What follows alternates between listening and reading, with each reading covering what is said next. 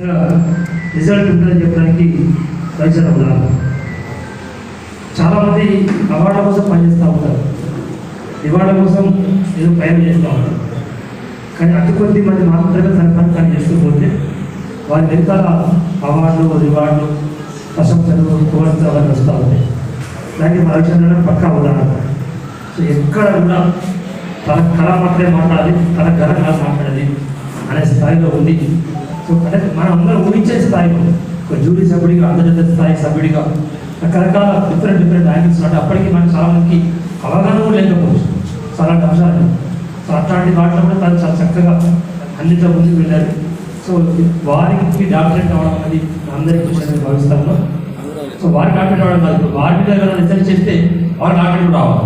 So ఆ స్థాయికి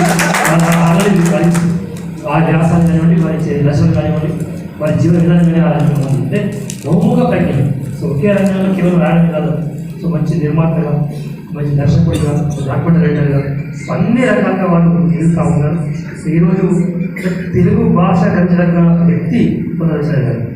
తెలంగాణ కూడా కాదు, ఉమ్మడి రాష్ట్రాలే కాదు, ఎక్కడ తెలుగు భాష బతుకుందో తెలుగు భాష ప్రేమికులు ప్రతి ఒక్కరు కూడా ఎన్నో రచనలను పెంచి తేవాల్సింది. అంత గొప్ప రచన వాళ్ళు చూస్తూ ఉంటాయి. సో వారికి డాక్టరేట్ అవార్డు, ఇంకా అవార్డు, నంది అవార్డు వచ్చినాయి. ఇంకా జాతీయ స్థాయిలో అభివృద్ధిలో ఎన్నో పురస్కారాలు, ప్రశంసలు రావాలి. మీ వెంట మేము కూడా కొనసాగాలని సాగాలని మేము మనస్ఫూర్తిగా కోరుకుంటూ వారికి భగవంతుడు 2 ఆయుష్ నుంచి ఇంకా మంచి సంకల్పం నుంచి గొప్ప గొప్ప స్థానం వారికి మనస్ఫూర్తిగా కోరుకుంటున్నాను. Thank you.